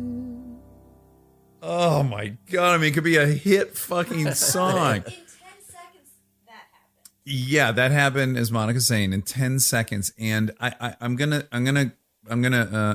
steer my boat into the saccharine territory. But I want to be sincere in this. I have never witnessed anything like when you're in our living room and my girls are singing with you, in the way that you can incorporate the whole environment and turn it into this experience. I just am so grateful for it. I'm so glad you're in our life, and you've, every time you're here, we join the Bob train. This musical bubble you live in, and you invite us into it, and it is it's such a great gift. I'm sorry for everyone who doesn't have a Bob Mervak in their life, and I think like people like Bill Gates should hire you for $1 billion to just come in and weave the fabric of their family into this surreal experience. Available. Yeah, so if you're For listening, Bill Gates, I'm sure Bill Gates is listening. Right. Oh, one more thing, Monica. Oh, right. I should have started by saying the Armchair Expert theme song. Oh, God. And I never tire of it. I get sick of my own voice, but fuck, that song could play 24/7 for me. I should mention the guys who recorded that. It's Takashi Io on bass and Rick Beeman on drums, Keith Kaminsky and Mark Byerly on tenor sax and trumpet, respectively, and Brian Riley, who engineered that session. And they were killer. Yeah. I still don't think I paid Keith for the gig. I need to pay him this weekend or something like that. Just take something from our house while you're there. All right, cool. Something you deem to have some value, and then just bestow it onto him. But that theme song is the perfect example of your and I's working relationship, which is occasionally in a movie when you cast somebody, you have this idea, and then they just fucking blow whatever idea you had out of your. For me and Chips, Adam Brody was like his role was almost a placeholder of the guy to give information. Just every time he acted, I was like, holy shit, thank you for making this incredible thing. It's so fun. So yeah, you know, I give you I can't even remember the stupid broad strokes I was saying to you, like sincere yet fun, blah, blah, blah. And then you come back with this, and it just makes me so happy. I think we're like-minded too. And I'm really glad because I don't think everybody would have dug that. No, I'm a Bob Mervak fan. I liked every version, and then this one. And that was awesome what you said about the living room. That makes it feel like a family, and that's really cool. And don't die, okay? Okay. And I do think I have a thing with Kristen. It's since we've always played music together, and it's just like when we get into something. But I do think I have an effect on her, and she's most definitely got an effect. Oh, on when me. you guys get together, it is definitely like the Shel Silverstein missing piece thing. Like you guys click into this shared identity, which again is very much what Aaron Weekly and I had, which is like we were one person. Yeah. And she's so confident around you. I can see her love music 10 times more when you're around, and that's awesome. Yeah. So why don't you take us out with whatever your favorite song is to play? My favorite song to play. No, that's a lot of pressure. Oh, something. Yeah. That would be great. Do that. Yeah. Can we afford that? Yeah. Okay. Yeah, I think so. Okay. Call ASCAP. Fucking Monica's crushing, by the way. She just reminded us about farting. She reminded us that you wrote the theme song, and now she's reminding me to be a good host and have you play your own song. This will be without Monica, we would be adrift at sea. Thank you. This is actually appropriate. This was the first song I ever wrote, and this was about a girl who broke my heart. And this was the girl who I started dating in high school when Kristen went out of town. Right. Had she never taken a trip, who knows? We wouldn't have this song. Right, we wouldn't have this song. It's great to know the origin stories of iconic. I'm going to thank her when I walk in the door.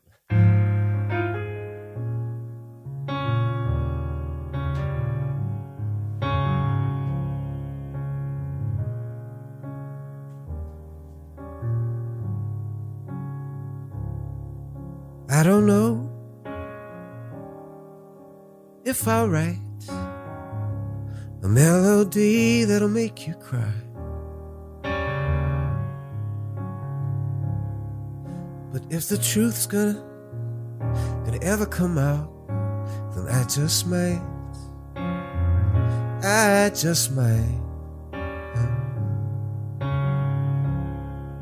Well, I know words can get in the way. Lord knows I've said too much.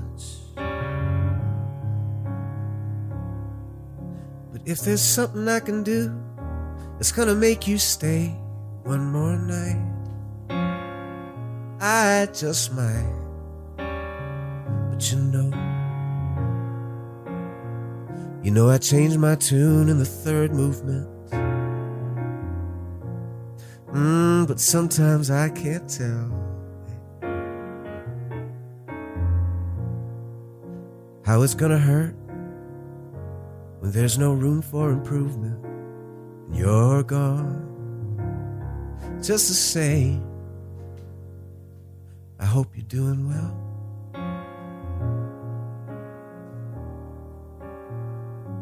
I hope you're doing well.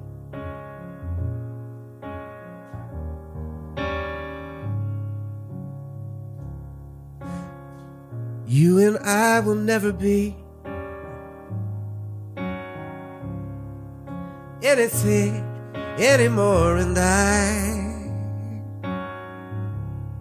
well, I don't know where to go, and I don't know what to do but to sit here and think about you.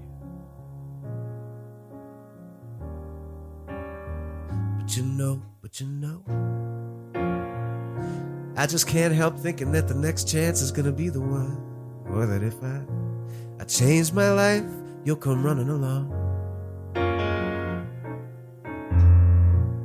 Or that one day we'll both be crying at the same song and you'll hear my voice. But for now, all I can say is I hope you're doing well.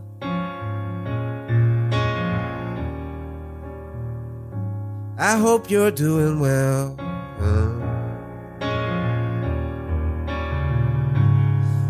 And I hope your angel's shining bright. And I hope you're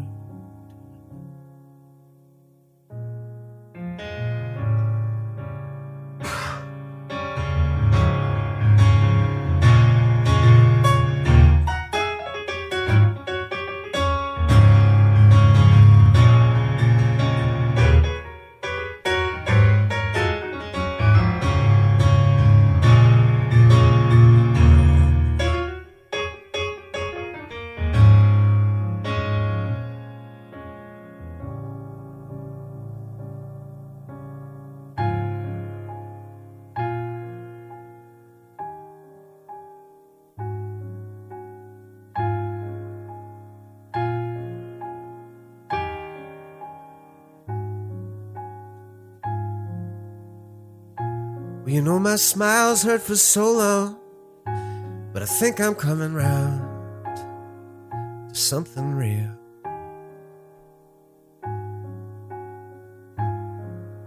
I took a deep breath and thought of you and cried until I drowned.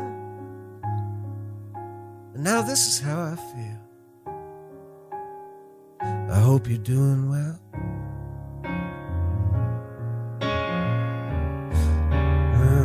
I hope you're doing well.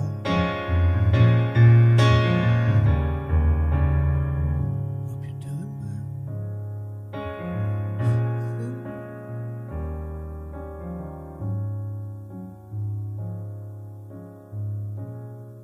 Goodbye.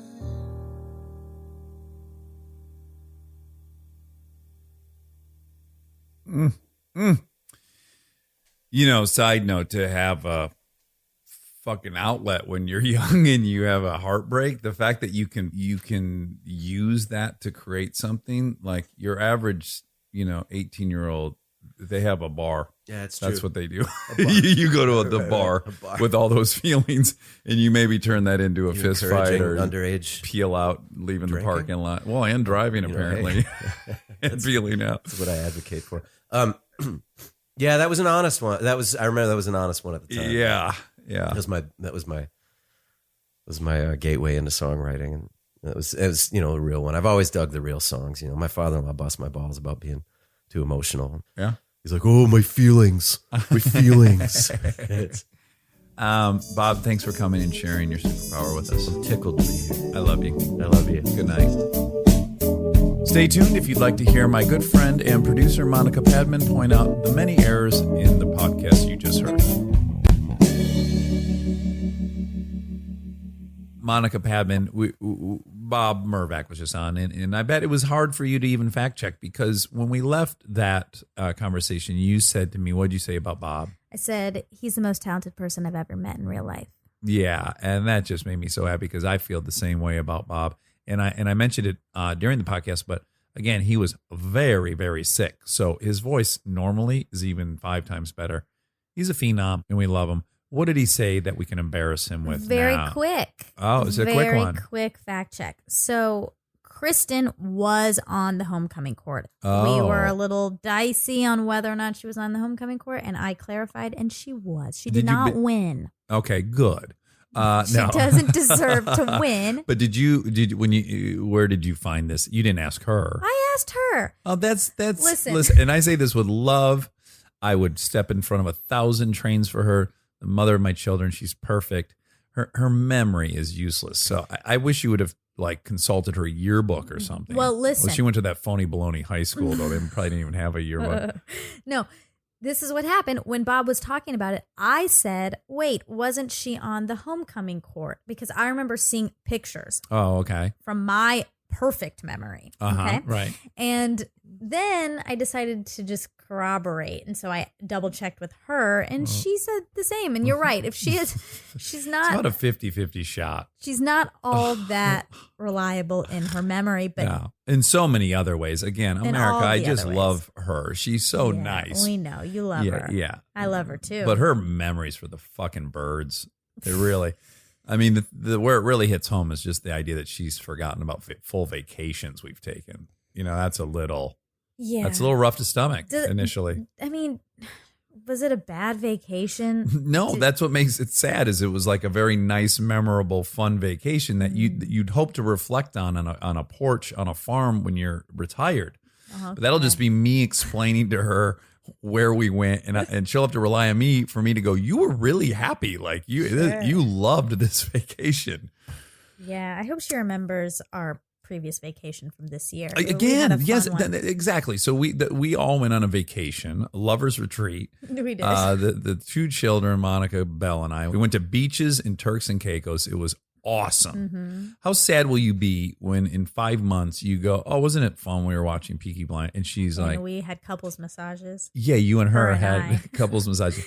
That she won't remember any of that. Isn't that a little bit heartbreaking? Yeah, but I have the memory for all 3 of us. Yeah, and ultimately, it really is only about your memory. What the fuck do you care Yeah, if who someone cares? else? Yeah, memory. Yeah. Exactly. Yeah. But she was on the homecoming court. The Harry Connick Jr. song that Kristen loved and Bob played a lot in high school is called Booker. Oh, okay. People want to go check that song out. I wish legally we could just play it right now because it would be promoting him, but we can't do that. We'd owe someone money. But you can look it up on iTunes. It's an impressive display of pianic ability. Not a Yeah. word, but should be. Pianic prowess. Sure. Sure. And then when Kristen was on that show, Harry Connick Jr. played Fucking that it for for her her. in person. Which was a Ugh, big what deal. a brat. Mm-hmm. She probably won't remember that in a couple. No, she'll always remember that because it's music. Yeah. Anything music related, it's there. Bob mentioned that Ryan Gosling has some music projects on the side when you guys were talking about La La Land. Mm-hmm. And he had said, oh, it's something Bones or something. And Ryan Gosling is one half of a rock duo called Dead Man's Bones Oh, okay. with his friend Zach Shields. Is he dead, Zach? No. Oh, Oh, maybe Dead maybe Man's it's a Bones. ghost in him. Okay. And they've had one album released in 2009 called Dead Man's Bones. Did you listen to it? No. Oh, I wish you would have, so you I could will. tell me whether it would be hard for me to like it. You know, another actor who had a musical project that few people know about is Robert Downey. Before Iron Man had an album that I loved. Oh my God, did I love it. You know, I had those reoccurring dreams about him and everything. So that probably fed into it, but he has a fucking awesome voice. Have you ever heard him sing with Sting? No. Oh my God, he sings with Sting. It's outrageous. Wow. It's What's the genre? of his music? Yeah. It's interesting. It's hard to kind of pinpoint, and that's probably why it wasn't gigantically successful. He had one of his songs was on the Kiss Kiss Bang Bang soundtrack, but it's kind of jazz. You know, it's a little bit jazz. There's a negative word to use with it, but a little new agey, jazzy feel. But it's tremendous. But anyways, what I was going to say about Ryan Gosling, because I'm jealous of him. I'm not jealous of Robert Downey Jr. I look up to him Okay. and worship him like a deity. But Ryan Gosling, I'm jealous of. Okay. Okay. Can you clarify the difference? Why? Well, I think one's much older than me, and one's younger than me, so it's threatening. Like I look at Downey as an elder statesman in my life. Like I was a kid when I saw him in. And you couldn't have been in things he was in. Could have never been in them. He's of a different era. Even though we're only like, I don't know, 9 years apart or something, but when he was in Weird Science, he was his tiniest role, and I was just fucking straight target lock on him. Glue. So drawn to him. I just love him. And Ryan Gosling's more like, I'm already working. Now this guy comes out of nowhere. He's fucking great. He's better than me. So good. He is so good looking. Yeah, he is. I've talked about this stupid identity I carved out for myself where I thought I was a macho because I rode motorcycles and stuff. Yeah. This guy, by my estimation, he came out of like Disney. I think he was on the Mickey Mouse Club. He was on Mickey Mouse So Club. like my worst nightmare would be guys would find out I was on the Mickey Mouse Club show, right? From the identity I was trying to carve out as someone who fought a lot and rode motorcycles. And here's a guy that proves that you're way more appealing by just being a nice source of bright light. This is what we were just talking about. You realize that. We were just talking about, on another fact check, Okay. about a cappella groups. Okay. Don't use this. Should I read all me. the a cappella groups from? No. We've said enough about the product. Yeah, so for a guy to take a completely opposite approach as you've taken in life and then yield all these amazing results, of course, I'm just jealous of him. Yeah, of course. And then I'm going to really deep dive this. What scares me is someone will hear this and they'll only report one part of this sentence to him and he'll think I was bad-mouthing him, which I'm not because I'm in awe of his talent. No, he's perfect. But the other, so I thought he was so brilliant in Half Nelson. If you've never seen that movie, I mean, what a performance. It blew my mind. I'm like, this guy is it. Then I saw him in a couple movies where I thought he was just too busy, too flashy, too big of a crazy jacket, crazy hair, too many tattoos, right? Okay. Things that might not have been his decision. No, I think they're definitely driven by him because I've been in those situations. You're talking to the director, I think it'd be cool if he had this, this, and this. And certainly I think he made a lot of these choices. But then if I'm super honest about that, it's because I've done some stupid shit in my career where I was just trying to get a ton of attention. Sure. And so I'm naturally assuming I'm projecting that he too is a bottomless pit of approval. Yeah. And then so I'm hard on him for making similar dumb choices I've made. We really just do that all the time. We just see the things in other people that we hate about ourselves. Yeah. And then the list for me is long. That's why there's so many people I could make the same speech about, you know. I'm just jealous of them. Yeah. But anyway, so all that in summation was his music would have to be really fucking great for me to concede that it was great because I'm jealous of him. Downey probably could have been half good and I would have loved it. Here, this kid would have to be extra good for me to like it because he's so gifted and gorgeous. Yeah. Okay. Bob said that George Clooney likes to put jazz music in his movies. Okay. And he mentioned Good Night and Good Luck, but couldn't remember the other one. And he does have jazz songs in both of the movies he's directed before Ides of March, the one that Bob was in.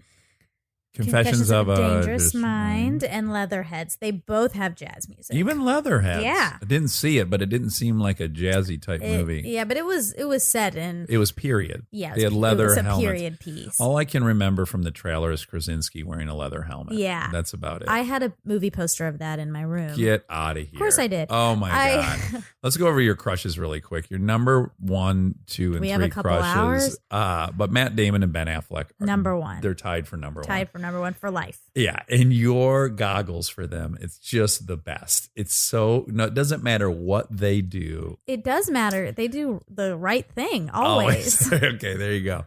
That's right. One of them. I enjoy them. Yeah, even if one of them was like showed up on a red carpet, very puking. They just pulled him out of a river. You'd be like, look at that. That's how you do a red carpet. Yeah. Sorry, we're distracted. We really are. We got really off track. Anyway, I had a movie poster, and they were wearing helmets. So leather helmets. Yeah, leatherheads. Bob, is talking about this person he had over who was a part of the Hungarian Revolution. Mm. And he said it was a 6 or 8 day thing in 1956. And he was half right about that, which I find That's good. pretty good. You can be 30% right. You're crushing. You're doing great. The Hungarian Revolution was in 1956, but it lasted from October 23rd to November 10th. So it was a bit longer than 5 to 6 17 days or 18 days. Yeah, it was. Do you like how quickly I do math? Yeah, but then Or is it makes me some feel nervous because then I feel like, oh, I got to check it, and I can't check it that quickly. But you said 23rd, right? So Yeah. 7 days to 30. Now Yeah. we're into a new month plus 10. Yeah, but October has 31 days. Yeah, that's why I said 17 or 18. Because I don't know how many days are in October, but I know it's going to be 30 That's or good. 31 because it's not February. 18. Yeah. Great. Wow, so no wonder Great he math said lesson. 8 because it was 18. So he had the 8. Yeah, He he had said the 6 8. or 8. He said 6 or 8. So yeah, which I'm going to give it to him still. And that was a nationwide revolt against the government of the Hungarian People's Republic and its Soviet-imposed policies. Mm. Revolution. Yeah, that whole block over there was real busy Rough. with Soviet stuff and communists and Yeah. the Cold War and what else we got? Okay, last one. Okay. It's a soft fact. Oh, okay. You said the new generation is not going to go back and watch like old classics like Fletch, Caddyshack, and Smokey and the Bandit. Yeah. And I don't know that that's true. I think there are classics that people still see, young people.